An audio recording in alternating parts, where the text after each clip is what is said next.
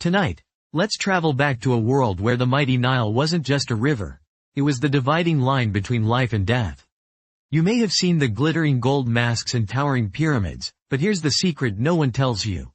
If you, a modern person, suddenly woke up in ancient Egypt, you probably wouldn't survive a week. Why? The answer is way more fascinating and, well, a whole lot less glamorous than you might think. Imagine the scene.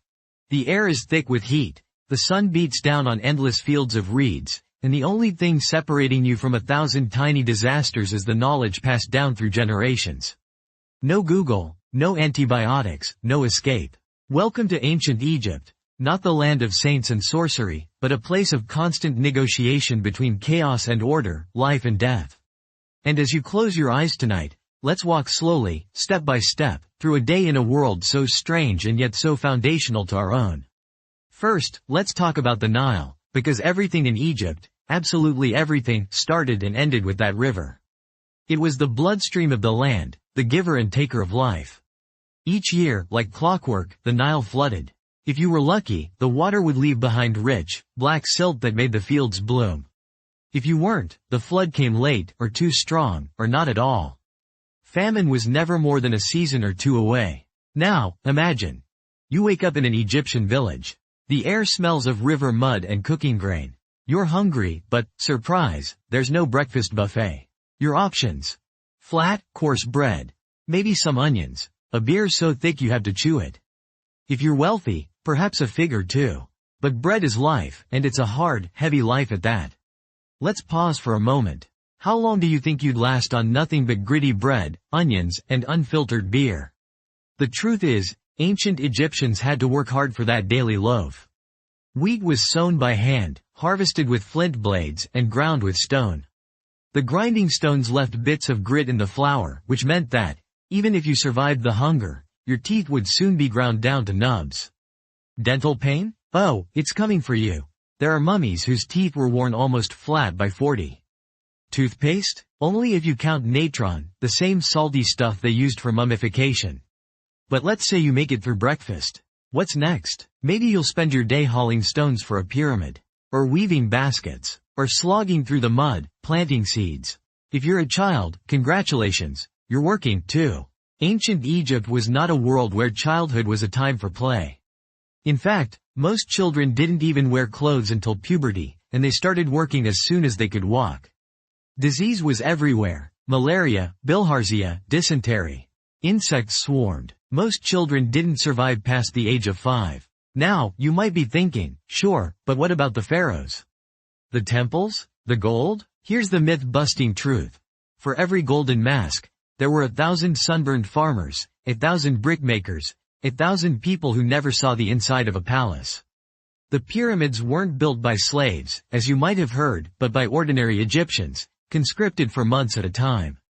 The work was so brutal that skeletons from the workers' villages show injuries, arthritis, and even the marks of surgery. Surgery? Yes, but don't get your hopes up. Ancient Egyptian doctors were famous, but their tools were copper and flint, and anesthesia was a prayer to Sekhmet, goddess of plague. Let's take a moment to imagine a walk through the markets of Thebes. The air is crowded with shouts, the smell of fish, garlic, and sweat. You might see a scribe, the elite few who could read and write. In a land where almost everyone was illiterate, scribes were powerful. Everything, taxes, prayers, legal contracts, depended on them. But even the scribes weren't safe from the dangers of the world around them. Disease, accidents, and the ever-present threat of the Nile's unpredictable floods could strike anyone. And when it came to the afterlife, the Egyptians were obsessed, but not for reasons you might think. Their elaborate tombs and mummification rituals weren't just about gold and glory. They were about fear. Fear that, if they didn't get every spell and offering just right, they'd be devoured by Ammit, the devourer of the dead, a monster with the head of a crocodile and the body of a lion and hippo. If your heart was too heavy with sin, you were food for the beast.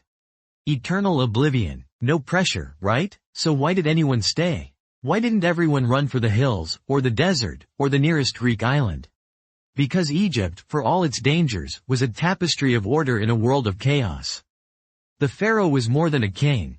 He was the living Horus, the son of the sun god Ra, the axis around which everything turned. His job was to keep Ma'at, order, truth, justice, alive. If he failed, chaos would devour the land. In a sense, every Egyptian was a guardian of the world's balance. Even the smallest farmer, pushing a plow, believed they were part of something cosmic. But let's not get too romantic. Life expectancy was short, 30 to 40 years, if you were lucky. Women died in childbirth. Men died from accidents, infections or war. The gods were everywhere, 30, 50, 100 of them, each with their own rituals. You needed amulets, prayers, sacrifices. Miss one, and you might lose your crop, your child, your life. The bureaucracy was relentless. Tax collectors came for your grain, your cattle, even your time.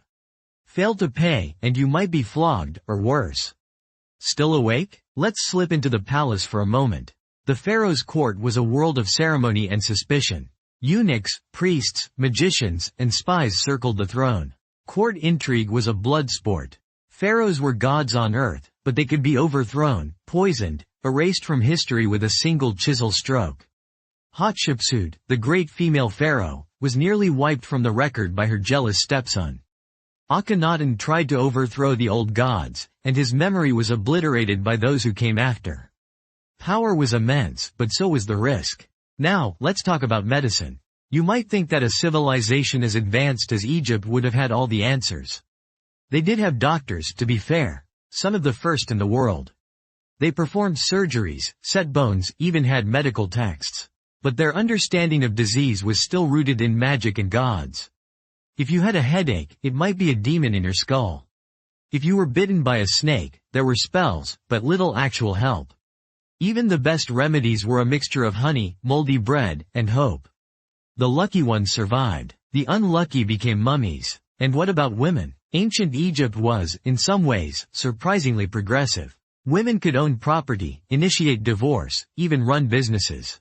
Cleopatra, after all, ruled as a queen. But most women's lives were spent in the home, grinding grain, weaving, bearing children. Their status depended on their husbands, fathers, or sons. Death in childbirth was common. But women also served as priestesses, musicians, and even doctors. Their voices echoed down the centuries in prayers and love poems. Religion was everywhere. The world was filled with spirits, gods, and omens. Every household had a shrine. Every city its patron deity. The dead were fed with bread, beer, and incense. The living prayed for protection, health, and a good flood. The gods were not always kind. Set, the god of chaos, was always lurking, waiting for a chance to strike. The journey to the afterlife was perilous. The Book of the Dead was a guide, but only if you could afford it. Most people relied on simple charms and hope. Let's pause again. Think about this. Every year, the entire country waited for the Nile to rise. No one could control it. If the flood failed, thousands could die. There were years of famine, years when people resorted to eating grass or even each other. The famous famine stela tells the story of a 7-year drought so severe that even the gods seemed helpless. And yet, the Egyptians endured. They built monuments that still stand. They wrote poetry, love songs, and hymns. Ordinary people carved graffiti in tombs, joking about their bosses or complaining about taxes. In the face of death and disaster, they found ways to laugh. How do we know all this? Because, somehow, their words survived. The Egyptians wrote on papyrus, carved in stone, painted on tomb walls. Their hieroglyphs were a secret code for centuries, until the Rosetta Stone unlocked their world. We read their medical recipes, their love letters, their labor complaints. We know that one scribe, exhausted from his work, scribbled that he wished he could just run away and live in the marshes. We know that a worker on the pyramids wrote, "I am thirsty. I am tired. The overseer is cruel." These are voices across 4,000 years. They remind us that, beneath the gold and glory, Egypt was a land of real people with real problems. Let's take a moment to think about what you'd actually miss from the modern world if you found yourself in ancient Egypt. No air conditioning, no running water, no flush toilets, baths, maybe a quick dip in the Nile, if you're not afraid of crocodiles, hippos, or parasites. Laundry was done by hand, pounded on rocks. Clothes were simple. Linen, if you could afford it, or nothing at all in the heat. Shoes were a luxury. Sandals, if you were lucky, bare feet if not. And let's not forget the bugs, mosquitoes, flies, scorpions. Mosquito nets? Only if you invent them yourself. And yet, there was beauty. The sun rising over the pyramids. The wild geese flying over the marshes. The scent of lotus flowers in the evening. The music of flutes and drums. The laughter of children, even in a world so dangerous. The Egyptians loved life, even as they prepared for death. They told stories of gods and monsters, wrote love poems that are still moving today. My love is one and only, without peer. Even in a world of hardship, there was hope. One last myth to bust. Ancient Egypt was not a frozen, unchanging world. Dynasties rose and fell. Foreigners invaded, Libyans, Nubians, Persians, Greeks. The old gods gave way to new ones. The language changed, the art evolved, the people adapted. Cleopatra's Egypt was a very different place from the world of Tutankhamun. And yet, through it all, the Nile flowed on. So, could you survive ancient Egypt? Maybe, if you were lucky. Maybe, if you learned fast. But the truth is, most of us would struggle. The dangers were everywhere. The comforts of modern life, medicine, hygiene, safety, were dreams beyond imagining. But the Egyptians survived. They built, they loved, they dreamed. They left us a legacy that still shapes the world. If you've made it this far, drifting gently through the shadows of pharaohs and farmers, maybe you're already half asleep.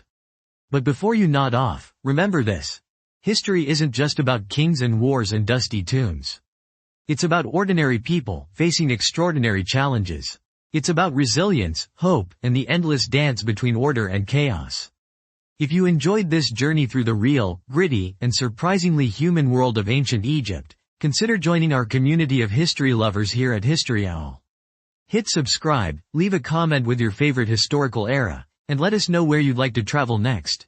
Maybe somewhere with a little less sand. Until then, sleep well, dream of pyramids, and remember, history is never really boring, not when you know where to look.